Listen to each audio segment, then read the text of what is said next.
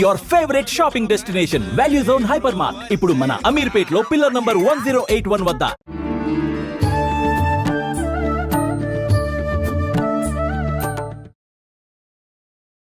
నమస్కారం, welcome to I dream ధర్మ మార్గం కార్యక్రమానికి స్వాగతం. నేను వివిచిత. ప్రస్తుతం మనతో పాటు ఉన్నారు ప్రముఖ ఆధ్యాత్మికవేత్త, ప్రముఖ జ్యోతిష పండితులు డాక్టర్ గుండెపూడి శివసుధీర్ శర్మ గారు. ఇప్పుడు గురుగారితో మాట్లాడి అసలు దసరా ఏంటి, విజయదశమి ఏంటి, ఈ రెండు ఒకటేనా, వ్యత్యాసం ఉందా, అసలు ఆ విశిష్టత ఎలా వచ్చింది మనకు, అవన్నీ కూడా గురుగారితో మాట్లాడి తెలుసుకుందాం.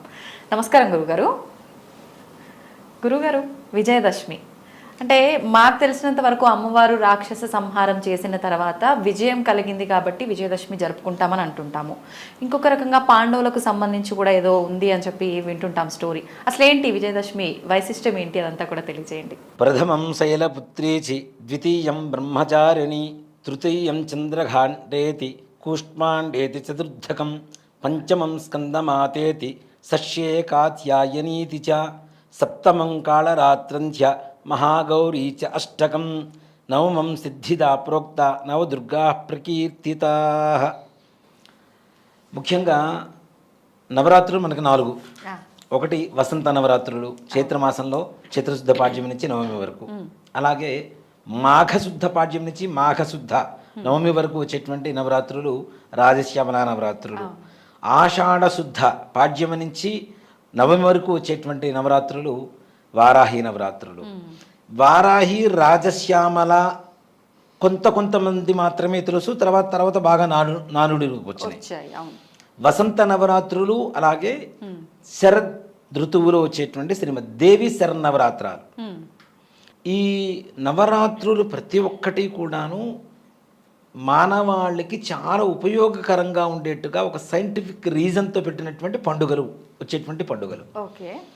ఋతువు మారినప్పుడల్లా ఒక నవరాత్రి పండుగ వస్తుంది మనకి. ఋతువులు మారుతున్నప్పుడే చూడండి తప్పనిసరిగా వసంత ఋతువు, శరద్ ఋతువు, వర్ష ఋతువు, ఇట్లాగా 4 ఋతువుల్లో 4 కాలాల్లో 4 నవరాత్రులు వస్తాయి. శక్తి అంటే ఏంటి? మనిషిలో ఉన్నటువంటి శక్తే కదా.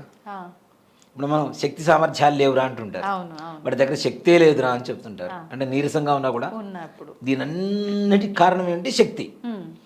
స్త్రీ స్వరూపంలో మనం శక్తిని ఆరాధిస్తూ ఉంటాం. ఆ శక్తిని లేనివాడికి కూడా పుంజుకోవడానికి, ఉన్నవాడికి ఇంకాస్త ఉద్యుక్తత పెంచుకోవడం కోసం చేసుకునేటువంటిదే ఈ నవరాత్రి ఉత్సవాలు. నవరాత్రి ఉత్సవాల్లో కూడా ముఖ్యంగా ఈ రోజున ఈ ప్రసాదం చేయండి, ఈ రోజున ఈ ప్రసాదం చేయండి, అవి కూడా ఆ సీజన్కి తగ్గట్టుగా వాళ్ళ ఆరోగ్యానికి కావలసినటువంటి శక్తిని ఇచ్చేటువంటి ప్రసాదాలే ఈ నవరాత్రుల ప్రసాదాలు. మొత్తం కూడా 9 రోజులు పెట్టే నివేదనలు కానీ, పూజా విధానాలు కానీ, పగలంతా ఉపవాసం ఉండి రాత్రిపూట పూజ చేయండి ప్రదోష కాలంలో. ఇవన్నీ కూడా ఒక సైంటిఫిక్ గొప్ప సైన్స్ అనమాట. ఒక మాట చెప్పాలంటే కొన్ని వేల సంవత్సరాల క్రితం కనుక్కున్నటువంటి ఒక సైంటిఫిక్ రీజన్స్తో ఉన్నటువంటి పండుగలు. ప్రత్యేకించి జొప్పించినవి కావు. ఆయా ఋతువుల్లో, ఆయా మాసాల్లో, ఆయా తిథుల్లో ఆ దేవతల అనుగ్రహం పరిపూర్ణంగా మన మీద ఉంటుంది అని చెప్పి నిర్ణయించుకున్నటువంటి తిథులు. అంటే శాస్త్ర ప్రకారంగానే ఉన్నాయి ముందు నుంచి. ఇవన్నీ కూడా ఎప్పటి నుంచో ఉన్నాయి. ఈ దసరా అనేటువంటిది ప్రపంచం మొత్తం కూడాను అత్యద్భుతంగా చేసుకునేటువంటి పండగ. అందులోనూ మన తెలంగాణలో మరీ బతుకమ్మ అసలు విశేషమైనటువంటి పండుగ. అసలు ఎక్కడ చూసినా ఆడపిల్లల్ని కానివ్వండి, పెళ్ళైన వాళ్ళు కానివ్వండి, చక్కగా మంచిగా అలంకరించుకొని, బొట్టు పెట్టుకొని, పూలు పెట్టుకొని, కళ్ళకు పసుపు పూసుకొని, మంచిగా అంటే సుమంగళి బాలాస్వరూపంగా ఎలా అయితే ఉండాలో అలానే ఉంటూ చక్కగా పండగ వాతావరణం చేసుకునేటువంటి 10 రోజులు వచ్చేటువంటి పండగ. గవర్నమెంట్ రూల్స్ ప్రకారం కూడా మిగిలిన వాటికి దేనికి 10 రోజులు సెలవులు ఉండవు. కేవలం దసరాకి మాత్రమే 10 రోజులు సెలవులు ఉంటాయి. నిజంగా అంతే కదా. 10 రోజులు సెలవులు, 10 రోజులు పండగ, ప్రతిరోజు ఒక దేవత అలంకారం. ఇక్కడ ఈ అలంకారాల విషయానికి వస్తే కూడాను ఒక్కొక్కరు ఒక్కొక్క చోట వారి ఇష్టానుసారంగా చేసుకుంటూ ఉంటారు. ప్రాంతాచారం, వాళ్ళ సంప్రదాయం ఏదైతే ఉంటుందో. ఇప్పుడు విజయవాడలో ఒక రకంగా చేస్తారు, శ్రీశైలంలో మరొక రకంగా చేస్తుంటారు.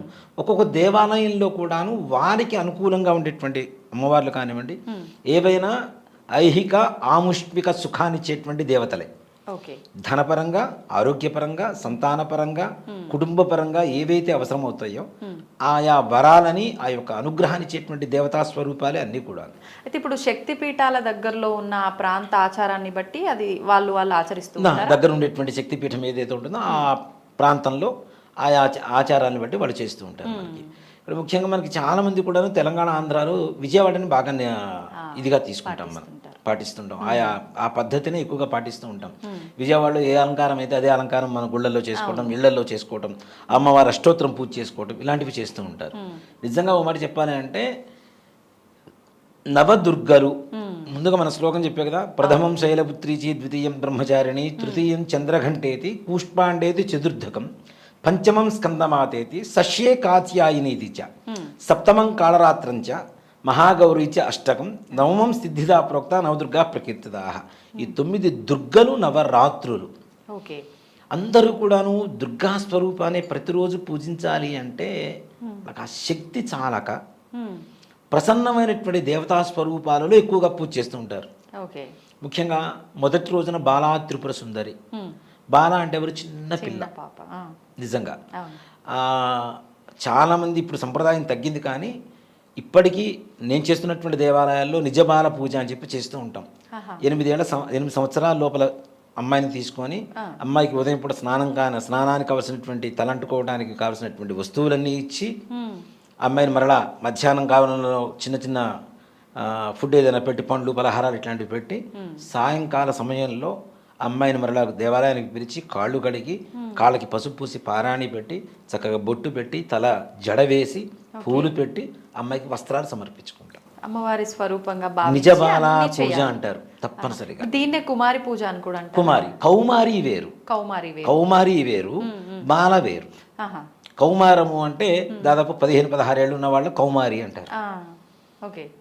కాబట్టి బాల పూజ అంటే చిన్నపిల్ల, చిన్నపిల్లలకి దాదాపుగా 4-5 ఏళ్ళు, 6 ఏళ్ళు, 7 ఏళ్ళు, మహా అయితే 8 ఏళ్ళు, అంతకుమించి వయసు పెరగకుండా ఆ లోపల ఉండేటువంటి వాళ్ళని నిజబాల పూజ చేస్తాం. నిజంగా ఆ బాల పూజ చేసినప్పుడు అమ్మవారి వచ్చి తీసుకుంటుందేమో అనుకున్నంత ఆనందంగా కలుగుతుంది. అలాగే చివరి రోజున సువాసిని పూజ కూడా చేస్తాం. అంటే శాంత స్వరూపాలు ఎక్కువగా పూజ చేస్తూ ఉంటాం. అలానే బాల, గాయత్రి, సరస్వతి, దుర్గా, రాజరాజేశ్వరి, లలితా పరమేశ్వరి, భువనేశ్వరి రూపాలు ఏమైనా పూజ అమ్మకే. మరి అన్ని రూపాలున్న అమ్మ శక్తి ఒక్కటే కదా, ఒక్క రూపంగా ఎందుకు ఆరాధించకూడదు? ఇన్ని రూపాలు ఎందుకు ఆరాధించాలి? చెప్తా. ఇక్కడ ముఖ్యంగా మహిషాసురుడు అనేటువంటి రాక్షసుడు అతి బలవంతుడు. ముఖ్యంగా కోర్టులో ఏదైనా ఒక ఇది ఇచ్చాం, దాఖలాలు చేసుకున్నాం, దానికి ఎలా దశల వారీగా ఇచ్చేస్తూ ఉంటారు. లైక్ హైడ్రా ఒక్కసారిగా ముట్టడిస్తే ఏమవుతుంది? జనాలు తిరుగుబాటు చేస్తున్నారా లేదా? అలాగే అమ్మవారు రాక్షస సంహారం చేయాలి అంటే ఒక్కొక్క శక్తి రూపంలో అమ్మవారు అవతరిస్తూ ప్రయత్నం చేసింది. ఆమెలోంచి ఒక్కొక్క శక్తిని అవతరింపజేయడం, ఆ శక్తితో యుద్ధం చేయడం. అలా కాదు అనుకున్నప్పుడు ఇంకొక శక్తి, అలా కాదనుకున్నప్పుడు ఇంకొక శక్తి. చివరికి ఈ నవశక్తులు మొత్తం కలిపి మహిషాసుర మర్దనిగా అవతరించి మహిషాసుర రాక్షస సంహారం చేసింది. అంటే చిన్న చిన్నగా ప్రయత్నిద్దాం, అంతే. తర్వాత ఒక్కసారిగా మొత్తం అమ్మవారి నవశక్తులు మొత్తం కలిపి యుద్ధం చేసింది. కాబట్టి ఒక్కొక్క రోజు ఒక్కొక్క అవతార రూపంలో అవతరించింది. కాబట్టి ఆ అవతారానికి మనం ప్రాధాన్యత ఇస్తూ పూజ చేస్తూ ఉన్నాం. అలా 9 రకాల శక్తులు కలిపితేనే నవదుర్గలేని మనకి నవరాత్రులు వస్తున్నాయి, ముఖ్యంగా చెప్పాలి అంటే. అయితే ఈ నవరాత్రులలో ఎవరైతే పూజా విధానం అంటే భక్తియుక్తులతో చేస్తారో తప్పనిసరిగా అమ్మవారి అనుగ్రహం పరిపూర్ణంగా ఉంటుంది. మొదటి రోజు బాలా త్రిపుర సుందరి పూజ చేసిన రోజుకి చిట్ట చివరికి రాజరాజేశ్వరి అమ్మవారు విజయదశమి రోజున మీరు ఇంట్లో పటం పెట్టుకొని, లలిత అమ్మవారి పటం పెట్టుకొని పూజ చేయండి. కలశాలు, విగ్రహాలు, దేవాలయాలు ఇవన్నీ తీసి పక్కన పెడతాం. మొదటి రోజున అమ్మవారి ఫోటో చూడండి, మీరు ఫోటో తీసుకోండి కావాలంటే అమ్మవారి ఫోటోని. అమ్మవారి ఫోటోని అవ్వడం ఏంటరా అని చెప్పి చాలామంది నన్ను విక్రించవచ్చేమో, కానీ 10వ రోజు అమ్మవారి ఫోటోలోనే ఒక పరిపూర్ణత్వం కనపడుతూ ఉంటుంది, మార్పు తెలుస్తుంది తప్పనిసరిగా. ఇప్పుడు నేను మా దేవాలయంలో అలంకారాలు చేస్తూ ఉంటా. ఏ రోజుకి ఆ రోజు అమ్మవారి ఎక్స్ప్రెషన్స్ అంటాం కదా, ఫేస్ ఎక్స్ప్రెషన్స్, అవి మారిపోతూ ఉంటాయి. అది గమనించే వాడికి మాత్రమే అర్థమవుతుంది. నువ్వు ఎలా చేస్తే అలా వస్తుందని కాదు, నేను ఎలా చేయాలో ఆవిడ నిర్ణయించుకొని నాతో చేయించుకుంటుంది. నేను చేయటం కూడా కాదు, ఆవిడ నిర్ణయించుకొని చేయించుకుంటుంది. ఆ అలంకారం మొత్తం అయిపోతుంది. మరుసటి రోజు పొద్దున్న మరలా దేవాలయం తలుపులు తెరిచిన తర్వాత చూస్తే ఆ దేవి శక్తి ఆ అమ్మవారి విగ్రహంలో వచ్చి కూర్చుందేమో అనిపిస్తుంది. అలాగే చివరి రోజున అమ్మవారి మొహాన్ని అలంకారం చేసిన తర్వాత ఇంకా అక్కడి నుంచి బయటికి పోబుద్ది కాదు మనకి. అలానే చూస్తూ నిండుగా ఉంటుంది. అసలు ఎంత ప్రశాంతంగా ఉంటుంది అంటే 10 రోజులు చేసినటువంటి అర్చనలు, అభిషేకాలు, ఈ హోమాలు, వీటి ఫలితం మొత్తం అమ్మవారి రూపంలో కనబడుతుంటుంది. నిండు చంద్రుడు ఎట్లా కనబడతాడో ఆ విధంగా కనబడుతుంటుంది అమ్మవారు. అంటే అమ్మవారు పరిపూర్ణంగా మనం చేస్తున్నటువంటి పూజ స్వీకరిస్తోంది, సాక్షాత్ అక్కడ ప్రత్యక్షమై తీసుకుంటుందని చెప్పడానికి నిదర్శనం అది. అంతే. అది ఇంట్లో పటం కావచ్చు, కలశం కావచ్చు, ఏదైనా పెట్టుకోండి, మీకు తగినటువంటి ఒక మార్పు, పరిపూర్ణత్వం ఏదైతే ఉందో ఆ పరిపూర్ణత్వం తప్పనిసరిగా చివరి రోజున కనబడుతూ ఉంటుంది. ఇప్పుడు ఆలయాల్లో అంటే మీరు అన్ని రకాల మంత్రాలతో అమ్మవారిని ఆరాధిస్తారు కాబట్టి ఇలాంటి మార్పు వస్తుంది. ఓకే, ఇంట్లో అలాంటి మంత్రాలు అవన్నీ ఏం చేయలేరు కదా, నిజంగా అక్కడ కూడా అమ్మవారు వచ్చి ఉంటారా నిజంగా? తప్పనిసరిగా ఆర్తితో పిలవాలి, మంత్రంతో కూడా కాదు. అక్కడ ఆర్తితో పిలిస్తే, ఇప్పుడు మంత్రాలు చెప్పే బ్రాహ్మణం కొంతమంది ఉంటారు, అహంకారంతో మంత్రం చెబితే అమ్మవారు వస్తుందా? రారు. కాదు కదా, కాదు కదా. అమ్మవారిని ఆర్తితో పిలవాలి, హృదయపూర్వకంగా మనస్ఫూర్తిగా భక్తితో విశ్వసించి అమ్మా నువ్వు రా అమ్మ అంటే, నిజంగా చెప్తున్నానమ్మా, అమ్మవారి అనుగ్రహం చాలా చాలా విశేషంగా ఉంటుంది. నేను అంతకుముందు కూడా కొన్ని చోట్ల చెప్పాను, నవరాత్రులు అలంకారం చేస్తూ ఉన్న సమయంలో అంతమంది మన దాంట్లో కూడా చెప్పినట్టున్నా. నేను నా 13వ సంవత్సరంలో నేను అలంకారాలు చేయడం మొదలుపెట్టా అమ్మవారికి. నా 11 సంవత్సరాలకు ఒక దేవాలయానికి ప్రధానార్చకత్వం తీసుకున్నా నేను. 11 సంవత్సరాలకి 13 సంవత్సరాలకి అమ్మవారికి అలంకారం చేయాలి అనేటువంటి ఒక మొదలుపెట్టాం. గుంటూరులో హరిహర క్షేత్రం అని ఒక దేవాలయం ఉంటుంది, దాంట్లో శివాలయంలో రాజరాజేశ్వరి అమ్మవారు ఉంటుంది. సరే, ఇప్పుడు 13 సంవత్సరాలకి ఎంత ఉంటాం? మహైతే ఇంత సైజులో ఉంటాను గట్టిగా, మహైతే. నాతో పాటు ఒక సహాయం తీసుకున్నా, ఒక సహాయకుడిని, పెద్ద ఆయన్ని. ఆయనకి అప్పటికి 40-42 ఏళ్ళు ఉంటాయి. సరే వచ్చి చేస్తాను సుధీర్, నీతో పాటు హెల్ప్ చేస్తాను, చేద్దామని అన్నారు. నా ఇంట్రెస్ట్ కొద్దీ ఆయన వచ్చారు నాతో పాటు. వచ్చి సరే అని చెప్పి చేస్తున్న సమయంలో మహర్నవమి, మహిషాసురమర్దిని అలంకారం అమ్మవారు. అన్ని రోజులు అలంకారం చేస్తున్నాం. తెల్లవారితే మహర్నవమి, మహిషాసురమర్దిని అలంకారం, దుర్గాష్టమి పూజలు మొత్తం అయిపోయినాయి. అంతా అలంకారం చేసాం. ఇప్పుడున్న టెక్నాలజీ ఓ మాట చెప్పాలంటే 90sలో లేదు పెద్దగా. లైట్లు అవి కావాలంటే కూడాను మాకున్న బడ్జెట్లో మాకున్న టెక్నాలజీని యూజ్ చేసుకుంటూ ఆ దేవాలయం మొత్తం కలర్స్తో, అంటే అమ్మవారు మాత్రం నీలంగా, చుట్టూ దేవాలయం మొత్తం ఎర్రటి వర్ణంతో లైట్స్ వచ్చేలాగా ప్లాన్ చేసుకున్నాం. పెద్ద కర్ర కట్టాం అమ్మవారికి ఎదురుగా, పైన దాన్ని మొత్తం బల్బులు పెట్టేసి మొత్తం బ్లూ లైట్స్ పెట్టేసాం. బ్లూ కలర్ పేపర్ అంటే ఇచ్చేసాం దానికి, మొత్తం ఇట్లా కట్టేసి పెట్టేసాం. దేవాలయం చుట్టూ కర్టన్స్, క్లాతులు, వైట్ క్లాత్ కట్టేసి వాటి కింద గిన్నెలు కట్టేసి, గిన్నెలు పెట్టి గిన్నెల్లో బల్బులు పెట్టి వాటి మీద రెడ్ కలర్ పేపర్ వేసాం. ఈ సారీ ఏదైతే కర్టన్ ఉంటుందో కర్టన్కి రిఫ్లెక్ట్ అవుతూ ఉంటుంది రెడ్ మొత్తం. ఇప్పుడు పవర్ ల్యాంప్స్ అంటాం కదా, అవి అప్పట్లో ఆ టెక్నాలజీతో వాడుకున్నాం మేము. మస్తు క్రియేటివ్గా ఆలోచించి పెట్టాం. మొత్తం అయిపోయింది, మహిషాసురమర్దిని అలంకారం అయిపోయింది. 12 అవుతుంది అర్ధరాత్రి. ఇంకా ఆయన, నేను వెళ్ళిపోతాను సుధీర్, నువ్వు క్లీన్ చేసుకుంటావు కదా, నేను వెళ్ళిపోతున్నాను అన్నారు. నాకున్న అలవాటు ఏంటంటే మరుసటి రోజు పొద్దున్నకి మొత్తం రెడీగా ఉండాలి, లేకపోతే నాకు రాత్రి నిద్ర కూడా పట్టదు. సరే ఆయన వెళ్ళిపోయారు కదా అని చెప్పి నేను మొత్తం చిమ్ముతూ ఉన్నాను. దేవాలయం మొత్తం క్లీన్ చేసుకుంటూ ఉంటే ఇలా తల వంచుకొని చిమ్ముతూ ఉంటాం కదా మొత్తం. ఇలా చూసేసరికి మనం ఇలా అంటాం కదా ఒకసారి, ఎలా బాగున్నావా అని, ఆ 2 హైబ్రోస్ అలా పైకి ఎగిరినాయి. అది నిజం కాదు అని చెప్పడానికి ఎక్కడ ఇది లేదు, మొత్తం నిజం స్పష్టంగా చెప్పవచ్చు. ఎలా అంటే కర్రకున్నటువంటి బల్బులు మొత్తం టప టప టప టప మొత్తం 24 బల్బులు కింద పడి పగిలిపోయినాయి అదే క్షణంలో. కర్రగానే ఉంది, హోల్డర్స్ ఉన్నాయి. ఒక బల్బు లూజ్గా ఉంటే ఒక బల్బు కింద పడాలి, మొత్తం 24 బల్బులు మొత్తం టప టప టప కింద పడిపోయినాయి. 24-28 ఉన్నాయి బల్బులు. ఈ చుట్టూ ఉన్న లైట్లు బాగానే ఉన్నాయి. ఏదైనా కరెంటు పవర్ ఏదైనా ఎక్స్ట్రా అయితే మొత్తం పగిలిపోవాలి, మిగిలినవన్నీ బాగానే ఉన్నాయి, మొత్తం కింద పడ్డాయి. ఇక చూడండి, ఒంట్లో ఒడుకు పుట్టింది అనమాట. 13 ఏళ్ళకి ఏం తెలియదు అసలు, ఆడ అమ్మవారు ఎట్లా వస్తుంది ఏంటి అనేది కూడా మనకి తెలియదు. ఒక్కరే ఉన్నారు. దేవాలయం ఇక్కడ ఉంటుంది, ఇక్కడ నుంచి ఒక 10 అడుగులు యంత్రాలయం ఉంటుంది, అక్కడి నుంచి ఇంకో 10 అడుగులు మామూలు భక్తులందరూ సందర్శించుకునేటువంటి హాల్ ఉంటుంది. దాని వెనక గ్రిల్స్ ఉంటాయి, గోడ మీద గ్రిల్స్ ఉంటాయి. అదే గుళ్ళో మా రూము అప్పట్లో అర్చకుడికి ఇచ్చినటువంటి రూము. మా అమ్మగారిని తీసుకొని వచ్చే భయం పుట్టి, అమ్మ నువ్వు వచ్చి కూర్చో కాసేపు, నేను అక్కడ క్లీన్ చేసుకుంటా, నాకు ఏదో సౌండ్లు అవుతున్నాయని. మా అమ్మగారు వచ్చారు. అమ్మవారికి ఎదురుగా కూర్చొని ఆవిడ తూలుతూ నిద్రపోతున్నారు. నిద్రపోతుంటే నేను ఇక్కడి నుంచి 20 అడుగుల దూరంలో గట్టిగా అరిస్తే వినపడదా? అనిపిస్తుంది. అమ్మవారు ఎదురుగా కూర్చున్నా, అక్కడి నుంచి లే లే అని చెప్పి ఇక్కడి నుంచి గట్టిగా అరుస్తున్నా. మా అమ్మ దగ్గరికి వెళ్ళి ఆమె లేపుదామని చెప్పి ఒక అడుగు బయటికి వేయగానే ఈ గ్రిల్స్లోంచి ఒక పెద్ద మనిషి, ఒక పెద్ద ముత్తైదు, మొహం నిండా పసుపు, ఇంత బొట్టు, జుట్టు మొత్తం విరబోసుకొని, కళ్ళు మొత్తం ఇట్లా ఎర్రగా, మనం అమ్మవారిని చూపిస్తాం చూడండి, చూస్తుంటే ఇప్పుడు కూడా గూజ్ బంప్స్ వస్తుంటాయి నాకు అమ్మవారి గురించి చదువుతూ ఉంటే. అలా ఒక మనిషి అలా నడుచుకుంటూ వెళ్ళిపోతుంది. ఇంకా భయం వేసింది.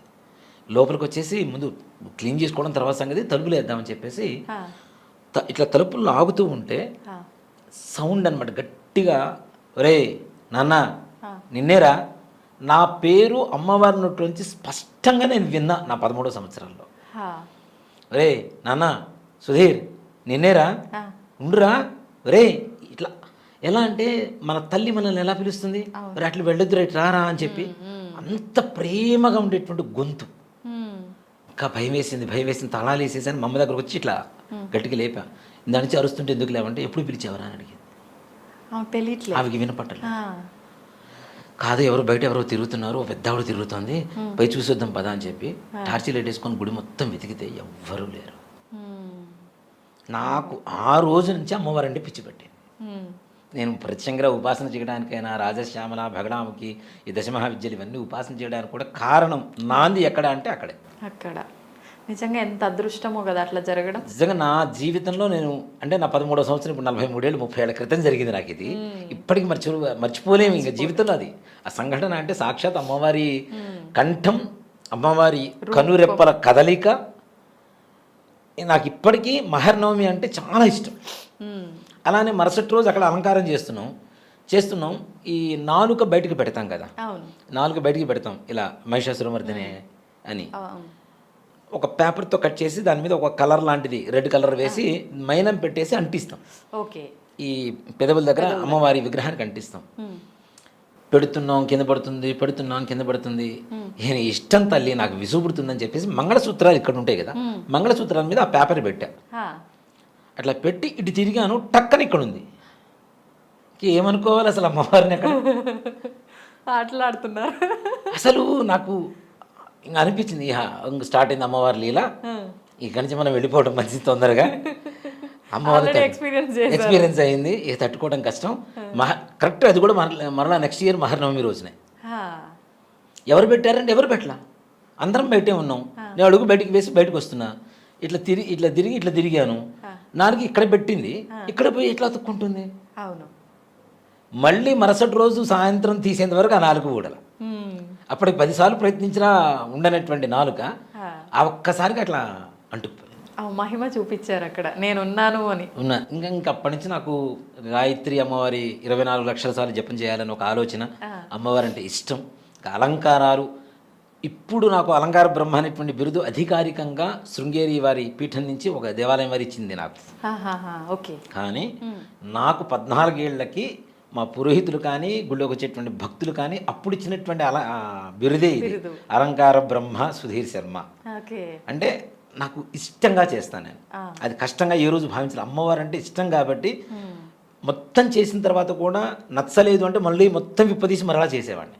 అంత ఓపిక ఉంది మీకు, ఇష్టం అంతే. అది ఓపిక గీపిక ఏం లేదు. నాతో పాటు ఉండే వాళ్ళందరూ ఏడుస్తుండేవాళ్ళు, మళ్ళీ విప్పదీసాడరా బాబు, మళ్ళీ చేస్తాడు, విసుకొచ్చేది వాళ్ళకి. కానీ నాకు ఆ విసుగు కాదు. మరుసటి రోజు భక్తులు పొద్దున్నే గుళ్ళోకి వస్తే అమ్మవారి రూపం కనపడాలి. రాజరాజేశ్వరి అమ్మవారు కదా, రాజరాజేశ్వరి అమ్మవారు కనపడకూడదు. అక్కడ మహిషాసురమర్దన అంటే మహిషాసురమర్దన కనపడాలి, దుర్గా అంటే దుర్గాదేవి కనపడాలి, బాల అంటే బాల కనపడాలి. అంత ఇష్టంగా అమ్మవారు చేయించుకునేది. ఇప్పటికీ నాకు నవరాత్రులు అంటే ఒక రకమైనటువంటి ఒక వైబ్రేషన్ మైండ్లో. మరుసటి రోజుకి నిజంగా అమ్మ ఒకటి చెప్తాను, అమ్మవారి అనుగ్రహం అనేది రేపొద్దున ఎలా అలంకారం చేయాలి, ఇవాళ రాత్రికి చేస్తాం, రేపు ఉదయం అలంకారం ఉంది, రాత్రికి చేస్తాం. సాయంకాలం దేవాలయానికి వెళ్ళడానికి స్నానం చేసేటప్పుడు ఒక మగ్గు నీళ్ళు ఇట్లా నెత్తిన పడగానే కళ్ళ ముందు కనబడుతుంటుంది. రేపు చేయాల్సిన అలంకారమా? అదే వెళ్ళి అక్కడ నేను డెవలప్ చేస్తా. ప్రతిసారి ప్రతి దసరా ప్రతి ఏ అలంకారం చేసినా, ఎప్పుడు అమ్మవారికి అలంకారం చేసినా నాకు థాట్ ప్రత్యేకంగా నేను ఆలోచించాను, ఈ విధంగా ఇట్లా చేయాలని. ఆ స్నానం చేసేటప్పుడు ఏదైతే స్ఫురణకు వస్తుందో అమ్మవారు కళ్ళ ముందు కనపడుతుందో, నెక్స్ట్ డే మార్నింగ్ నాకు అక్కడ అది కనపడుతుంది అమ్మవారు. అంటే నా మనసులో ఉన్నది అది మైండ్లో ఫిక్స్ అయిపోతుందేమో తెలియదు. అక్కడికి వెళ్ళి అదే అలంకారం, అవే కలర్ శారీసు, అవే కలర్ ఫేస్ కూడా కలర్ వేయటం, అదే రూపం, ఆ కలర్ దండలు కూడా అట్లానే వస్తాయి. వాళ్ళు ఇచ్చే దండలు కూడా మనం మామూలు పూల దండలు కావాలని ఆర్డర్ ఇస్తాం, కానీ ఇలా ఈ రంగే కావాలని చెప్పాం కదా, కానీ వాడు మాత్రం మరుసటి రోజుకి అవే తీసుకొచ్చి ఇస్తారు. అన్ని ఆమె అలా చేయించుకుంటారు. ఆవిడ సంకల్పంతో జరుగుతున్నటువంటి కార్యక్రమం ఇది, ఓ మాట చెప్పాలి. అంతే అంతే. కాబట్టి నవరాత్రుల్లో భక్తితో చేస్తే, రోజుకో ప్రసాదం పెట్టామా లేదా ఇవన్నీ తీసి పక్కన పెడదాం. ఆత్మ నివేదన పెట్టండి, ఆత్మ నివేదన చేయండి. ముందు మనస్సుని అమ్మవారి మీద లగ్నం చేస్తే తప్పనిసరిగా అమ్మవారు పలుకుతుందా అంటే పలికి తీరాల్సిందే, అనుమానమే లేదు ఎటువంటి పరిస్థితుల్లో. మొదటి రోజు బాల, రెండో రోజు గాయత్రి, మూడో రోజు అన్నపూర్ణ, నాలుగో రోజు లలిత, ఐదో రోజు భువనేశ్వరి, ఆరో రోజు సరస్వతి, ఏడో రోజు వచ్చేసరికి మహాకాళి, ఎనిమిదో రోజు దుర్గాష్టమి దుర్గా, తొమ్మిదో రోజు మహర్నవమి, 10వ రోజు రాజరాజేశ్వరి. ఈ 10వ రోజు రాజరాజేశ్వరి అలంకారం అనేది ఇప్పుడు చాలా మందికి అనుమానం ఉంటుంది, నవరాత్రులే కదా 10వ రోజు ఎందుకు పూజ చేయాలి అంటే, హస్తా నక్షత్రంతో నవరాత్రులు ప్రారంభమవుతాయి, శ్రవణ నక్షత్రంతో అంత్యమవుతాయి. ఓకే. ఈ శ్రవణ నక్షత్రం ఉన్న సమయంలోనే అమ్మవారిని అక్కడి నుంచి ఉద్వాసన చెప్పాలి. మనం కలశం పెడతాం కదా, కలశం కానీ ఫోటో కానీ ఏదైనా, అది అక్కడి నుంచి మంగళవారం రోజున అదే శ్రవణ నక్షత్రంలో మాత్రమే మనం ఉద్వాసన అనేది పలకాలి. కాబట్టి 10వ రోజు కూడా ఉదయం పూట పూజ చేయాలి. ప్రతిరోజు సాయంకాలం వరకు ఉపవాసం ఉండి అప్పుడు పూజ చేసుకుని భోజనం చేస్తున్నాం కదా, మరి 10వ రోజు ఎలా చేయాలంటే, మధ్యాహ్న సమయంలో అమ్మవారిని పూజ చేసుకొని ఉదయం పూట ఉద్వాసన చెప్పి మధ్యాహ్న సమయంలోనూ భోజనం చేయాలి తప్పనిసరిగా. పండుగ రోజు కాబట్టి తప్పనిసరిగా. మరి విజయదశమికి దసరాకి సంబంధం ఏంటి? విజయదశమి వేరు, మన నవరాత్రులు వేరు. విజయదశమి అంటే పంచపాండవులకి విజయం కలిగినటువంటి రోజు కాబట్టి విజయదశమిగా వచ్చింది. Okay okay. అలాగే అమ్మవారు నవరాత్రులు 9 రాత్రులు యుద్ధం చేసి రాక్షస సంహారం చేసి 10వ రోజు ప్రశాంతంగా ఉంటుంది. రాజరాజేశ్వరి అంటే ప్రశాంతత కదా, రాజ్యాన్ని ప్రపంచాన్ని పరిపాలించేటువంటి శక్తి అని చెప్పి రాజరాజేశ్వరికి పేరు. ప్రశాంతంగా ఉంటుంది. కాబట్టి ఈ నవరాత్రుల్లో పూజ అయిపోయిన తర్వాత 10వ రోజు ఏదైతే ఉంటుందో, పాండవులు యుద్ధానికి వెళ్ళేటప్పుడు యుద్ధానికి ముందుగా అజ్ఞాతవాసం చేశారు, అరణ్యవాసం చేశారు, అజ్ఞాతవాసం చేశారు. అజ్ఞాతవాసం చేసేటప్పుడు వీళ్ళ చేతుల్లో ఆయుధాలు ఉంటే వీళ్ళని గుర్తుపెట్టడం ఈజీ. గద ఉంటే భీముడు అంటారు, ధనస్సు ఉంటే అర్జునుడు అంటారు, అవునా? అట్లానే ఒక్కొక్కరికి ఒక్కొక్క రకమైనటువంటి ఆయుధాలు ఉన్నాయి. కాబట్టి ఈ ఆయుధాలు మొత్తం ఏం చేయాలి అని చెప్పి ఆలోచించి ఒక జమ్మి చెట్టు మీద ఒక కట్టగా పెట్టేసి వెళ్ళిపోయారు. ఈ ఆయుధాలు ఇతరులు ఎవరన్నా చూస్తే కళేబరంలాగా, సర్పాల్లాగా కనపడతాయి. మరలా ఈ పాండవుల్లో ఎవరైనా వీళ్ళు వెళ్ళి తీసుకునేటువంటి అవకాశం మాత్రమే అక్కడ కనపడుతూ ఉంది. అంటే అలా ఏమైనా వాళ్ళు మంత్రంతో అలా చేశారా? శక్తితో అక్కడ బంధించేసి ఆ చెట్టు మీద పెట్టేశారు, జమ్మి చెట్టు మీద. అవునా? అందుకనే 10వ రోజు విజయదశమి రోజున జమ్మి చెట్టుకు పూజ చేస్తారు, సెమీ పూజ అంటారు. అసలు జమ్మి చెట్టుకి ఎందుకు పూజ చేస్తామంటే అదే. అలాగే అంటే వాళ్ళు అవి పెట్టి ఆ మంత్రంతో అలా చేయడం వల్ల అంత శక్తి వచ్చిందా, లేదంటే ముందు నుంచే జమ్మి చెట్టుకు అంత విశిష్టత? జమ్మి చెట్టుకి చాలా విశిష్టత. ఎలాంటి దోషాలైనా నివృత్తి చేస్తూ ఎవరినైనా రక్షణ కలిగించేటువంటి శక్తి జమ్మి చెట్టుకు ఉంటుంది. అలాగే నవగ్రహాల్లో శనీశ్వరుడికి అత్యంత ప్రీతికరమైనటువంటి సమిధ వృక్షం కూడా. శనీశ్వరుడికి సెమి వృక్షమే శనీశ్వరుడికి సమిధగా వాడుతూ ఉంటాం. అంటే అత్యంత శక్తివంతమైనటువంటిది. ఎవరు ఏ రకమైనటువంటి కోరికను కోరుకుంటూ ఉంటారో ఆ కోరికను తీర్చేటువంటి శక్తి ఆ యొక్క సెమి వృక్షానికి ఉన్నది. కాబట్టి వీళ్ళు మంత్ర గర్భితంగా ఆ ఆయుధాలన్నీ కూడా సెమీ చెట్టు మీద పెట్టేసి వెళ్ళిపోయారు. కాబట్టి అజ్ఞాతవాసం పూర్తయిన తర్వాత మరలా వచ్చి సెమీ వృక్షానికి పూజ చేసి, రాముడు కూడా రావణాసురుడి మీద యుద్ధానికి వెళ్ళేటప్పుడు తప్పనిసరిగా సెమీ వృక్షానికి పూజ చేసి వెళ్ళారని చెప్పి శాస్త్రం చెప్తోంది. రాముడు రావణాసురుడి మీద యుద్ధానికి వెళ్ళాడు. ఈ సెమీ పూజ అప్పుడు కూడా శ్లోకం చెప్తారు కదా, ఆ శ్లోకంలో పరమార్థం అదే. అర్జునుడికి రాముడికి జయం కలిగించింది ఎవరు అంటే సెమీ వృక్షం వల్ల అని చెప్తారు. మనం ఏదైనా అందుకనే సెమీ వృక్షం పూజ చేస్తాం కదా, పూజ చేసిన తర్వాత ఏం చేస్తాం, ఒక ఆకు తీసుకొచ్చి మన పాకెట్లోనో లేదంటే వాలెట్లోనో లేదా ఇంట్లో బీరువాలోనో పెట్టుకుంటాం కదా. అంటే అది ఉంటే విజయం చేకూరుతుంది, ప్రతి కార్యంలో జయం కలుగుతుంది అని చెప్పడం కోసం. ఇప్పుడు ఇంట్లో పెద్దవాళ్ళకి వాళ్ళకి కూడా పెట్టి నమస్కారం తీసుకుంటాము. అది ఓ మాట చెప్పాలంటే అది ప్రాంతాచారం నుంచి వచ్చింది. ఓకే. అది అన్ని చోట్ల లేదు. దీన్ని పారువేట అంటారు, సెమీ పూజని పారువేట అంటారు. వేరే చోట ఎక్కడో చెట్టు ఉంటే ఆ చెట్టు దగ్గరికి వెళ్ళి దానికి కావాల్సినటువంటి నైవేద్యాలు, బలులు ఇట్లాంటివి కొంత ప్రాంతాల్లో జంతు బలులు కూడా ఇస్తూ ఉంటారు. అక్కడ ఆ జంతు బలులు మొత్తం నిషేధించిన తర్వాత ఆ మేక తోకని కొద్దిగా అట్లా కోసేసి అక్కడ పడేసి వస్తారు, రక్తాన్ని దాన్ని బలి చేసి వస్తుంటారు.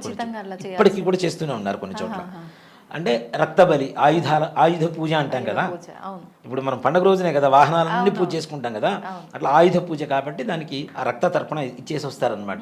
ఇచ్చి తెచ్చి దాన్ని చెట్టుని మరలా కొమ్మని తీసుకొచ్చి దేవాలయంలో పెట్టి దాన్ని పూజ చేసి ఆ సెమీ వృక్షాన్ని ఒక శ్లోకం చెప్తూ శమయతే పాపం సెమీ శత్రు వినాశని అర్జునస్య ధనుర్ధారి రామస్య ప్రియదర్శని. రాముడు కూడా దర్శించుకున్నాడు. అర్జునస్య ధనుర్ధారి, అర్జునుడికి పాండవులకి ఈ జయం చేకూర్చింది, వాళ్ళ ఆయుధాలు మొత్తం మోసింది. కాబట్టి ఇది ఎవరి దగ్గర అయితే శ్లోకం చెప్పుకొని ఆకు తీసుకుని దగ్గర పెట్టుకుంటారో వారికి శమయతే పాపం, పాపాన్ని కూడా మొత్తం నశింపజేసింది. శమీ శత్రు వినాశని, శత్రు వినాశనం కలుగజేస్తుంది. అంత శక్తివంతమైనటువంటి చెట్టు సెమీ వృక్షం. ఇప్పుడు దానిపైన కోరికలు ఒక పేపర్ మీద రాసి దాని కొమ్మకు అంటించి రావటం, అదే చెప్పబోతున్నా. ఇది ఒక విచిత్రమైనటువంటి ఒక సిస్టమ్ వచ్చింది, సంప్రదాయం. నేను మా గుళ్ళో పూజ చేసినప్పుడు కొంతమంది పేపర్లు అంటిస్తుంటారు. ఇది ఎందుకు అంటిస్తారు నాకు మొదట్లో తెలియదు. ఓకే. చూస్తే దాంట్లో కొంతమంది విచిత్రమైన కోరికలు రాస్తారు. చదివారా? నాకు BMW కారు కావాలను, నాకు ఒకటి పల్సర్ బైక్ కావాలను, కొంతమంది నాకు విడాకులు కావాలను అని రాశాడు ఒక ఆయన. పుణ్యాత్ముడు. అది గొంతెమ్మ కోరికలు అంటారా, ఏమంటారు వాటిని? నిజంగానే తప్పు కదా. అందులో సెమీ పూజ చేసిన తర్వాత పంతులు గారి దగ్గర నుంచి సెమీ పత్రం తీసుకుంటే పవిత్రత ఆ శ్లోకంతో.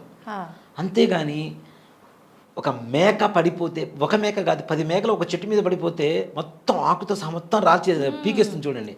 ఆ టైపులో ఆ వృక్షాన్ని నిర్జీవం చేస్తారు, ఆ కొమ్మని చేసేస్తారు, మొత్తం లాగేసి పట్ట పట్ట పట్ట పట్ట పట్ట లాగేస్తుంటారు. మా పూజ అయిపోయింది, రెడీ 1 2 3 అనగానే మొత్తం చెట్టు మొత్తం అయిపోతుంది, ఒక్క ఆకు కూడా దొరకదు. కొమ్మ కొమ్మ కొమ్మ అంటారు. విలేజ్లలో డైరెక్ట్ చెట్టుకే పూజ చేస్తారు కదా, అడవి ప్రాంతంలో ఎక్కడైనా ఉంటే చూసి చెట్టు పైన ఆకులు ఎక్కడ కనిపించకుండా చేసేస్తారు, మొత్తం లాగేస్తారు.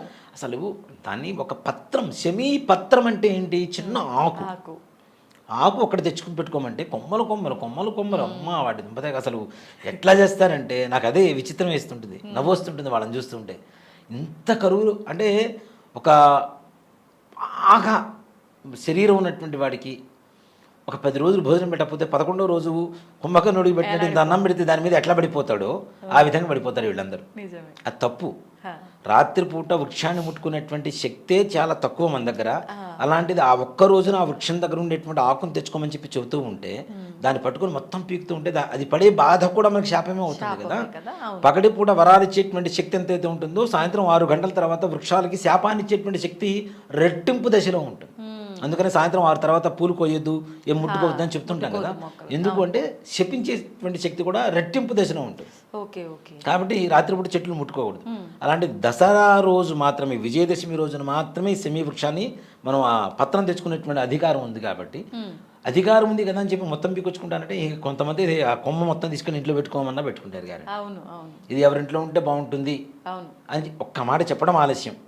ఏం కాదు, మొత్తం పీకలు దానికోసం యుద్ధాలు కూడా జరుగుతుంటాయి. మీద పడిపోతుంటారు, కింద పడిపోతుంటారు, దాని ముళ్ళు ఉంటాయి, గుచ్చుకుంటూ ఉంటాయి, అస్సలు ఉండదు. ఇలా చేయొద్దు. ఒక ఆకు తెచ్చుకోండి, చక్కగా వాలెట్లో పెట్టుకోండి, ఇంత వస్తుంది, ఒక రెబ్బలాగా వస్తుంది, దానికి అటు ఇటు ఆకులు ఉంటాయి. ఒక ఆకు తీసుకొని వాలెట్లో పెట్టుకోండి, ఒక ఆకు తీసుకొని ఇంట్లో పెట్టుకోండి, చక్కగా బిరువాలో పెట్టుకోండి, పెద్దలకు ఎవరికైనా ఇవ్వండి. మీరే కాదు, మీ పక్కన ఉన్న వాళ్ళకి కూడా విజయం చేకూరాలనేటువంటి ఒక సంకల్పం ఏదైతే ఉంటుందో ఆ భావంతో ఇస్తే ఇంకా మంచిగా ఉంటుంది. ఈ విధంగా సెమీ పూజ చేసుకోవాలి, కానీ ఎలా పడితే అలా కాదు. అలాగే నవరాత్రులలో ప్రతిరోజు ఉదయం, సాయంత్రం, మధ్యాహ్నం 3 సమయాల్లో దీపారాధన చేసుకోవాలి. తప్పనిసరిగా ఆ దేవత పూజ, ఏ దేవత అలంకారం అయితే ఆ దేవత అష్టోత్తరం పూజ చేసుకోవాలి. నివేదనలు మీకు అందరికి అందుబాటులోనే ఉన్నాయి. చాలామందికి ఈ నివేదన పెట్టాలి, ఈ నివేదన పెట్టాలని. ఇవన్నీ పెట్టలేని పరిస్థితుల్లో ఉన్న కనీసం పానకం, వడపప్పు ప్రతిరోజు ఇవి పెడితే మనం పెట్టేటువంటి నివేదనలో ఏదైనా లోపం ఉన్నా కూడా వాటితో సరిపోతాయి కాబట్టి తప్పనిసరిగా 6 నివేదన పెట్టండి. అవకాశం ఉంటేనే కొబ్బరికాయ కొట్టండి. ఇప్పుడు శక్తి లేనటువంటి వాళ్ళు ఉంటారు, కొబ్బరికాయ కూడా 30-35 రూపాయలు అవుతుంది. ఇవాళ రోజున శక్తి లేనటువంటి వాళ్ళు కూడా అమ్మవారి పూజ చేసుకోవడానికి అవకాశం ఏంటి అంటే ఇవేవి అక్కర్లా, ఏది ఉంటే అది భక్తితో చేయండి. అమ్మవారి కుంకుమార్చన అష్టోత్తరం పూజ చేసుకోండి చక్కగా. దాని తర్వాత సాయంకాలం మధ్యాహ్న కాలంలో కూడా అష్టోత్తరం లలితా సహస్రనామం చెయ్యండి. చేయలేకపోతే వినండి. లలితా సహస్రనామంలో కూడా చాలా తప్పులు చదువుతూ ఉన్నారు కాబట్టి అవి చాలా తప్పు. చదవకపోయినా పర్లేదు, అసలు చదవకపోయినా పర్లేదు, వినండి. ఇప్పుడు శ్రీమాత శ్రీ మహారాజ్ఞి శ్రీమత్ సింహాసనేశ్వరి చిదగ్నికుండ సంభూత, అక్కడ దీర్ఘం లేకపోయినా పెడుతూ ఉంటే ఒక అర్థం, ఒక అక్షరం మార్చేస్తుంది మొత్తం. రామునితో కపివరణ్ డిట్లనియే అనేటువంటిది ఒక భాష, ఒక మాట. కా తీసుకెళ్ళి తో పక్కన పెట్టండి. రాముని తోక పివరణ్ డిట్లనియే, కా ఒక్క కానే మారింది పక్కకి, అర్థం మారిపోయిందా లేదా? చాలా మారిపోయింది. చండీ సప్తశతిలో ఒక శ్లోకం ఉంటుంది. ఒక గురువు గారి దగ్గరకు ఒక శిష్యుడు వెళ్ళి నాకు చండీ సప్తశతి కావాలని అడిగాడు. నాకు విద్యాభ్యాసం చేయండి అంటే చేశాడు ఆయన. చేసిన తర్వాత శిష్యుడు వచ్చాడు, కొన్ని రోజుల తర్వాత పెళ్లి చేసుకున్నాడు, భార్య చనిపోయింది. మరలా పెళ్లి చేసుకున్నాడు, మళ్ళీ భార్య చనిపోయింది. మళ్ళీ పెళ్లి చేసుకున్నాడు, మళ్ళీ భార్య చనిపోయింది. ఎందుకు అట్లా అవుతుంది? ఇలా భార్యలు చనిపోతూనే ఉన్నారు. 5 భార్యలు చనిపోయిన తర్వాత గురుగారి దగ్గరికి వెళ్ళాడు. వీడికి డౌట్ వచ్చింది, నేను చేస్తున్న దాంట్లో ఏదో తప్పు ఉంది, గ్యారంటీ అని చెప్పి వెళ్ళి గురుగారు నా భార్య ఇట్లా చనిపోతున్నారు, అసలు నేను చేస్తున్న చండీలో ఏమైనా తప్పు ఉందా ఒకసారి చెప్పండి అంటే వాడు శ్లోకాలు చెప్తూ ఉన్నాడు. దాంట్లో భార్యానాం రక్షతు భైరవి అని చెప్పి ఒక శ్లోకం వస్తుంది. వీడు భార్యానాం భక్షతు భైరవి రా భా ఒకటే అక్షరం, భక్షతు అంటే పోతున్నా. మరి నువ్వు చేస్తున్న తప్పిదేరా, ఒక్క అక్షరమే ఇంత అర్థాన్ని మార్చింది, నీ భార్యలు చనిపోవడానికి కారణం ఇదేరా అని చెప్పాడు. అంటే అసలు చదవకపోయినా పర్లేదు, విన్నా పర్లేదు. నవవిధ భక్తుల్లో శ్రవణం అనేది చాలా విశేషమైనటువంటిది కాబట్టి విన్నా పర్లేదు. కానీ లేని పొంది రాగాలు తీసి ఎవరిష్టానికి వాళ్ళు ఒక సంగీతంలాగా దాన్ని మార్చేసి, అందరూ సంగీత విద్వాంసులే, ఎవరికి వాళ్ళు గానకోకిల, అసలు అంటే దాన్ని మారుస్తున్నారు. అలా మార్చడం అనేది తప్పు.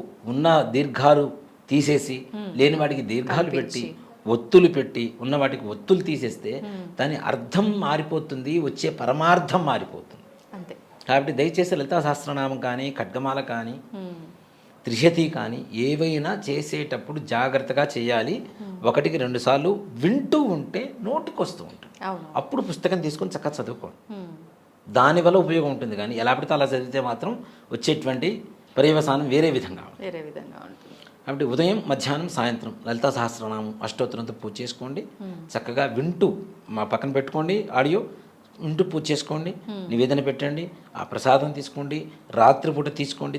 తప్పనిసరిగా 9 రోజులు నిష్టగా చేయగలిగితే అమ్మవారు మన ఇంట్లో తిరిగినటువంటి అలికిడి శబ్దం అనేది మన చెవుల్లో పడుతూనే ఉంటుంది. గ్యారెంటీ. అర్ధరాత్రి పూట ఉలిక్కిపడి లేచి కూర్చోపోతే అడగండి, అంటే అది భయం కాదు, అమ్మవారు వచ్చిందని చెప్పడానికి సంకేతం. ఓకే. ఇప్పుడు 9 రోజులు వేలు కాని పక్షంలో 3 రోజులు 5 రోజులు కూడా అవకాశం ఉందంటారు కదా? అవును. అలా చేసుకోవాలంటే ఏ తిథుల్లో చేసుకోవాలి? ముఖ్యంగా 5 రోజులు లేదు, 3 రోజులు చేస్తాం. 3 రోజులు. ఓకే. సరస్వతి అమ్మవారి అలంకారం, మూలా నక్షత్రం, దుర్గాష్టమి, మహర్నవమి, ఈ 3 రోజుల్లో కూడా అంటే 5 రోజులు ముందు 6 రోజులు ఏవైతే ఉంటాయో అవి అవకాశం లేకపోతే ఆడవాళ్ళకు ఉండేటువంటి ఇబ్బందులు కావచ్చు, వేరే మహిళలు కావచ్చు, పురులు కావచ్చు, అలాంటివి ఏమన్నా ఉంటే చేసుకోలేకపోతే మిగిలిన 3 రోజుల్లో ఒకే ఇంట్లో ఇప్పుడు 4-5 అమ్మాయిలు ఉంటారు, ఇబ్బందికరమైనటువంటి వాతావరణం ఉంటుంది. అలాంటి వాళ్ళకు కూడా కుదరకపోతే కనీసం మిగిలిన 3 రోజుల్లో చేసుకోవచ్చు. ఈ 3 రోజులు కూడా చేయలేమనుకునేటువంటి వాళ్ళు మాత్రం తప్పనిసరిగా చివరి రోజైనా సరే అమ్మవారిని పూజ చేసుకోవటం. ఇలా లేదు, అమ్మవారి దేవాలయానికి వెళ్ళండి, సరిపోతుంది. అక్కడ కూర్చొని కుంకుమార్చన జరుగుతుంటే, ప్రతి దేవాలయంలో జరుగుతూనే ఉంటే కుంకుమార్చన చేయించుకోండి, దర్శనం చేసుకోండి, తీర్థప్రసాదాలు తీసుకొని రండి. నియమంగా మీరు ఉండండి, మనస్సుని నియమంగా ఉంచుకోండి. అంతేగాని ప్రతిరోజు కూర్చొని గంటలు అమ్మవారికి పూజ చేస్తేనే అవుతుంది అనేది మాత్రం తప్పు. ఓకే. మనస్ఫూర్తిగా 10 నిమిషాలు చేయండి, మనసు లేకుండా గంటలు చేసి మాత్రం ఏ ఉపయోగం? చేస్తుంటారు, చాలా మందిని చూస్తుంటాను. శ్రీమాత శ్రీ మహారాజ్ని ఏమే ఉప్పేసావా, ఈ రకమైనటువంటి ఇవి నిజంగా ఎక్కువ ఉన్నాయి. పప్పు మాడిపోతుంది చూడు, విజిల్స్ వచ్చినాయి, 3 వచ్చినాయి, ఇవే రకమైనటువంటి వీళ్ళ ఆలోచన ఎక్కడుంది? అమ్మవారి మీద లేదు, ఇంట్లో వంటింట్లో ఉండే కిచెన్ మీద ఉంది. అంత దౌర్భాగ్యమే వచ్చి పడింది మనకి. అది పూర్తి చేసుకున్న తర్వాత ఇచ్చేయి, ఇది పూర్తి చేసుకున్న తర్వాత అది వచ్చేయి కాదు, రెండు జరిగిపోతూ ఉండాలి. అంతే. ఈ మధ్యలో ఫోన్ వస్తుంది, అక్కాయ్ అక్కడ జ్యువెలరీ షాప్లో చాలా బాగున్నాయి అక్క, సరే నేను మధ్యాహ్నం వెళ్ళిపోతాం, అమ్మవారు పూజ చేసుకుని తొందరగా పూజ చేసుకుని వచ్చేస్తాను.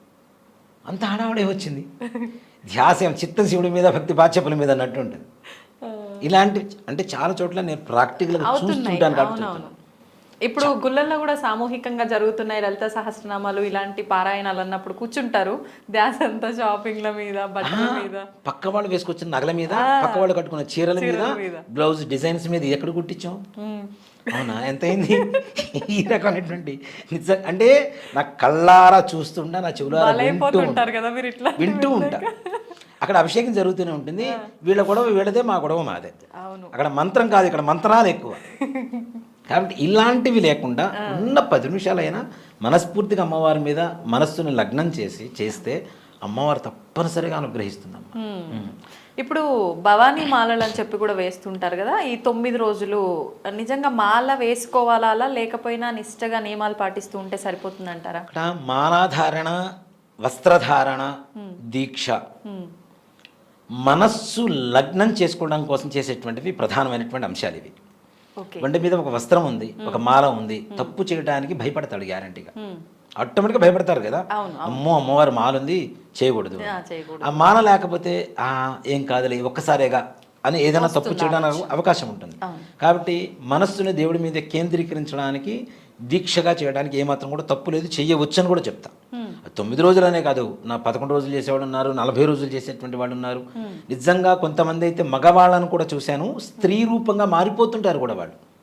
చీర కట్టుకునేటువంటి ఆడవాళ్ళని కూడా, మగవాళ్ళని కూడా చూశాను నేను దీక్షలో. మన దగ్గర చేస్తారా? చాలా మంది అమ్మ చీర కట్టుకుంటారు, చక్కగా పెద్ద బొట్టు పెట్టుకుంటారు, తర్వాత కాళ్ళకి మెట్టెలు పెడుతుంటారు, పట్టీలు పెట్టుకుంటుంటారు. ఇది వాళ్ళ ఇష్ట ప్రకారమా లేదంటే ఆచారము?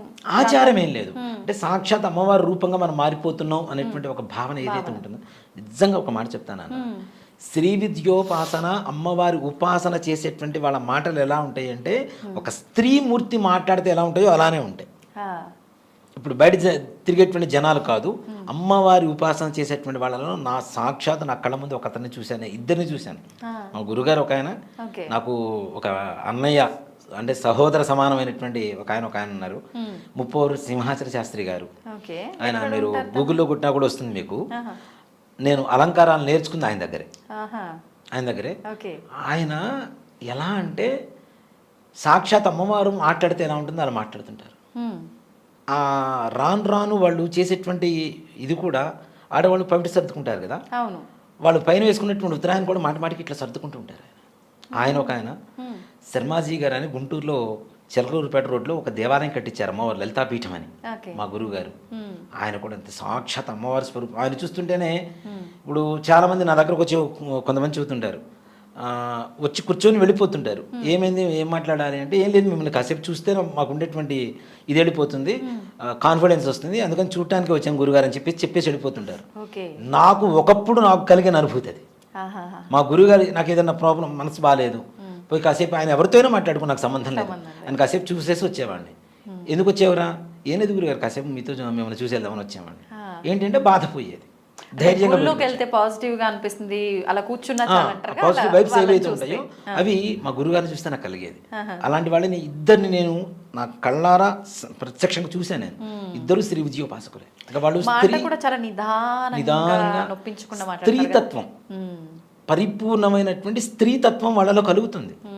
ఆయన నిజంగా అంటే మా గురుగారిని నేను ఇమిటేట్ చేస్తున్నాను కదా, వాళ్ళు మాట్లాడేటువంటి మాటలు కూడా, ఏమిటి అబ్బాయి ఎందుకు వచ్చావు ఇటు, ఏమైంది, ఇట్లా ఆ ఎక్స్ప్రెషన్స్ అవి చూస్తుంటే మొత్తం మారిపోతుందమ్మా. అంటే అమ్మవారిలో వాళ్ళు లీనమైపోయారు. అలాంటి తత్వమే ఇప్పుడు చాలామంది దీక్ష తీసుకునేటువంటి వాళ్ళు కూడా మగవాళ్ళు చేస్తూ ఉంటారు. కాళ్ళకి మెట్టెలు పెట్టుకుంటారు, పట్టీలు పెట్టుకుంటారు, పసుపు పూసుకుంటారు, ముఖానికి పసుపు పూసుకుంటారు, పెద్ద బొట్టు పెట్టుకుంటారు, చేతికి గాజులు వేసుకుంటారు, చీర కట్టుకుంటారు. ఇలాంటి వాళ్ళని కూడా చాలా మందిని చూశాను నేను.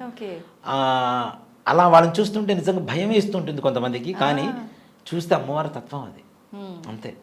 ఎర్రటి చీర కట్టుకొని అంత బొట్టు పెట్టుకొని బయట తిరుగుతుంటే ఎలా ఉంటుంది మనకి, నిజంగా అమ్మవారి గజ్జల శబ్దం అయితే ఘల్ ఘల్ ఘల్ మనం మోగుతూనే ఉంటుంది అమ్మవారి శబ్దం. నేను హైదరాబాద్ వచ్చిన తర్వాత కూడా రామకృష్ణాపురంలో ఉండేవాడిని. కరెక్ట్గా రాత్రి 2:30 నుంచి 4 లోపల మా ఇంట్లో ఎవరికి నిద్ర ఉండేది కాదు. ఎందుకని? ప్రత్యంగిరి అమ్మవారి దేవాలయం పక్కన మేము మా ఇల్లు. ఆహా. నేను ఆ దేవాలయంలో కొన్ని రోజులు పనిచేశాను, హోమాలకి వాటికి పనిచేశాను. వచ్చి పడుకునేవాడు. ఆ 2:30కు మొదలయ్యేది ఘల్ ఘల్ ఘల్ అని శబ్దం. ఎంత అంటే ఆ విండో పక్క నుంచి వెళ్తున్నట్టే ఉంటుంది, బెడ్రూమ్ విండో. అమ్మవారు గలగలగల సౌండ్ వస్తూ ఉంటుంది. చుట్టూ చూస్తే ఎవరు ఉండేవాడు కాదు. పోనీ అది నా ఒక్కడి భ్రమ అనుకుంటే ఒకరోజు నాకు వినపడింది, చూశాను, వారం రోజులు విన్నాను. వారం రోజుల తర్వాత మా ఆవిడకి చెప్పాను, ఏదో శబ్దం వస్తుంది వింటున్నావా అంటే, నాకు కూడా వస్తుంది వారం రోజుల నుంచి. మా పిల్లలకి చెప్పాను, మా పిల్లలకి వస్తుంది. మా అమ్మగారు వీళ్ళందరితో పాటు మా ఇంటికి వచ్చి ఏ బంధువులు వచ్చినా వాళ్ళకందరికీ వినపడుతూనే ఉంటుంది గల్ గల్ మన సౌండ్. అమ్మవారి దగ్గరికి వెళ్ళి, అమ్మ ఈ పిల్లలు భయపడుతున్నారు, వచ్చావు బాగానే ఉంది, భయపడుతున్నారు ఈ పిల్లలు, తట్టుకునే శక్తి కూడా కావాలి కదా అంటే, ఆ తర్వాత నుంచి ఆ శబ్దం నిదానంగా తగ్గుతూ వచ్చింది. ఓకే. ప్రతిరోజు రాత్రిపూట మొత్తం ఇండిపెండెంట్ హౌస్ అది, ఆ పైన ఓనర్స్ ఉండేవాళ్ళు, కింద మేము ఉండేవాళ్ళం, చుట్టూ తిరిగేవాళ్ళం అందరం, ఎవ్వరు ఉండరు. మళ్ళీ లోపలికి రాగానే మళ్ళీ గజ్జల శబ్దం. అంటే అమ్మవారు ఈ నవరాత్రుల్లో పూజ చేస్తే మన ఇంటికి వస్తుంది, మన ఇంట్లో ఉంటుంది, మనం చేసే పూజని స్వీకరిస్తుంది, మనకి అనుగ్రహాన్ని పరిపూర్ణంగా కలుగజేస్తుందని చెప్పడానికి ఏమాత్రం కూడా సందేహం లేదని చెప్తాను. అంత పరిపూర్ణంగా ఉంటుంది అమ్మ అనుగ్రహం. మనం నిజంగా అనుగ్రహం పొందాలి అంటే అంతే భక్తితో, అంతే, ఆడంబరంగా కాదు, భక్తితో. భక్తి. ఆడంబరం ఏముందమ్మా, ₹1 కోటి ఉన్నవాడు ఎవరైనా చేస్తారు. అంతే. కానీ భక్తి అనేది 100 కోట్లు ఉన్న భక్తి రాదు. భక్తి ఉన్న వాడికి 100 కోట్లతో సంబంధం లేదు. అంతే, ఒకటే మాట. నిజంగానే. అవునా? భక్తి ఉన్న వాడికి ఎక్కడ కూర్చొనైనా ఏ చిన్న రాయిలో అయినా అమ్మని చూసుకుంటాడు. అవును. భక్తి లేనటువంటి వాడికి ఓ కోట్లు ఖర్చు పెట్టి ఎంత చేయాలనుకుంటాం. అవన్నీ ఏం అక్కర్లేదు, అమ్మవారే చూసుకుంటుంది మొత్తం దగ్గర. నిజంగా మనకేం కావాలో ఆమెకు తెలియదా? అమ్మవారికి తెలుసు. మనం అది కావాలి ఇది కావాలని కోరుకోవాల్సిన అవసరం లేదు. మనకేం నాకేం కావాలో నీకు తెలుసు కాబట్టి నువ్వు ఏది ఇస్తా తీసుకుంటా అని చెప్పమండి. అమ్మవారి సంకల్పం చేసుకోండి. ప్రతి ఒక్కటి అమ్మవారు ఇస్తూనే ఉంటుంది. మనకి కష్టాలు రావని చెప్పను, మనం చేసుకున్న కర్మ మనకు కష్టాలు రాకుండా ఎలా ఉంటాయి? ఇప్పుడు చెయ్యి మనదే, కత్తి మన ఇంట్లోదే, కోసుకుంటే రక్తం రాదా, నొప్పి రాదా? కాబట్టి మనం చేసుకున్న కర్మకి మనం అనుభవించాలి. కానీ కష్టాల నుంచి దాటవేసేటువంటి మార్గాన్ని చూపిస్తుంది అమ్మవారు. చేపట్టుకొని ఆ నదిని దాటిస్తుంది, మనకి కష్టాల నదిని దాటించి ఒక తీరానికి చేరుస్తుంది. ఓకే.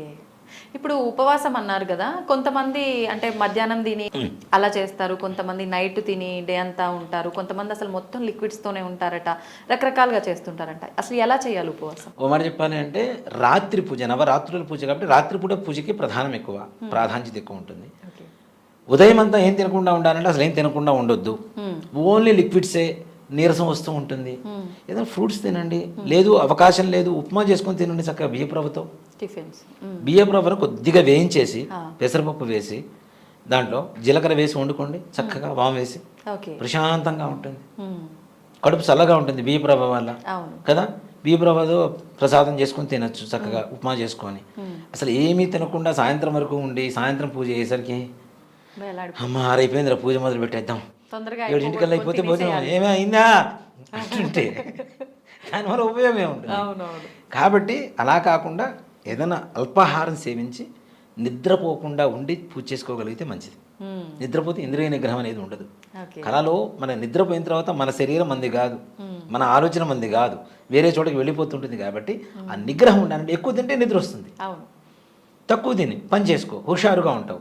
సాయంకాలానికి మంచిగా ఓపిక ఉంటుంది, హాయిగా పూజ చేసుకో. సాయంత్రం 6:30 తర్వాత పూజ మొదలు పెట్టుకొని పూజ చేసుకొని రాత్రి చక్కగా భోజనం చేసి పడుకోండి, ప్రశాంతంగా ఉంటుంది. అంతేగాని అసలు ఏం తినకుండా ఉండి, ఇందా చెప్పే కదా, చిత్తం శివుడి మీద భక్తి పాచిపుడి మీద, అలా ఉంటే కష్టం. అలా ఉండకుండా ఉండాలి అంటే కనీసం అల్పాహారం సేవించాలి. అట్లా ఇప్పుడు మనం గోకర్ణంలో మోక్షనారాయణ బలైనటువంటి పూజా విధానం చేస్తుంటారు పితృదోషాలకి. వాళ్ళు తప్పనిసరిగా అక్కడ ఉండేటువంటి గురువుగారు కూడా ఏం చెప్తారు అంటే, పొద్దునే వెళ్ళగానే స్నానం చేయించి దర్శనం చేసుకొని రమ్మని చెప్తారు. రాగానే చక్కగా టిఫిన్ పెడతారు, గ్లాస్ నిండా కాఫీ కానీ టీ కానీ పాలు కానీ ఇస్తారు, ఏది అడిగితే అది ఇస్తారు. ఈ 2 తిని కాఫీ తాగిన తర్వాత పూజ మొదలు పెడతారు. ఎందుకు అని అడిగాను నేను. ఏం తినకుండా చేస్తే పితృకార్యం మంచిది కదా అని అడిగాను నేను. చేస్తారు, 2.5-3 గంటలు పడుతుంది. ఈ మధ్యలో ఆకలి అన్న చిన్న మాట వస్తే మీరు చేసిన పూజ అంతా వేస్ట్, వృధా అయిపోతుంది. కాబట్టి మీ మనస్సు వేరే చోటకి మారకుండా ఉండాలి అంటే ఈ పూజ మీదనే కేంద్రీకరించాలి అంటే ఇలాంటివి ఉండకూడదు కాబట్టి అల్పాహారం పెడుతున్నాం, తిని పూజ చేసుకోండి అని చెప్తారు. ఉత్తమం నిజంగా. నిజం. సో అలాంటివి పాటిస్తే బాగుంటుంది. కానీ ఏమీ తినకుండా పచ్చి మంచినీళ్ళు తాకుండా సాయంత్రం వరకు ఉంటానంటే పెదాలు ఎండిపోతుంటాయి, గొంతు ఎండిపోతుంటుంది. కొన్ని రోజులకి 3 రోజులు 4 రోజులకి 5వ రోజు ఇంట్లో మొదలు పెడతారు, నీకు ఉపవాసాలు వద్దంటే వినవు కదా అని చెప్పి మొదలు పెడుతూ ఉంటారు. చాలా మంది ఇళ్లలో ఉంటుంది ఇది. చాలా. సో అలాంటివి చేయకుండా ఇలా చేయడం మంచిది. సంతోషం అండి, నిజంగా చాలా చక్కగా వివరించారు. నవరాత్రులు అనగానే చాలా మంది భయపడిపోతుంటారు, అమ్మవారు అనేసరికి ఇంకా నిష్టగా చేయాలేమో, నియమాలు ఎక్కువగా పాటించాలేమో. నిష్ఠ అంటే మనస్సే అంతే అంతే. శరీర శుద్ధి, ఆత్మశుద్ధి, దేహశుద్ధి, అలాగే స్థల శుద్ధి, ఈ 3 పెట్టుకుంటే తప్పనిసరిగా అమ్మవారి అనుగ్రహం ఉంటుంది. అంతేగాని ఇవేవి శుద్ధి లేకుండా ఇష్టం వచ్చినట్టు తినకుండా చేస్తామంటే దానివల్ల ఉపయోగం. ధన్యవాదాలండి. శ్రీమాత్రే నమః. శ్రీ గురుభ్యో నమః.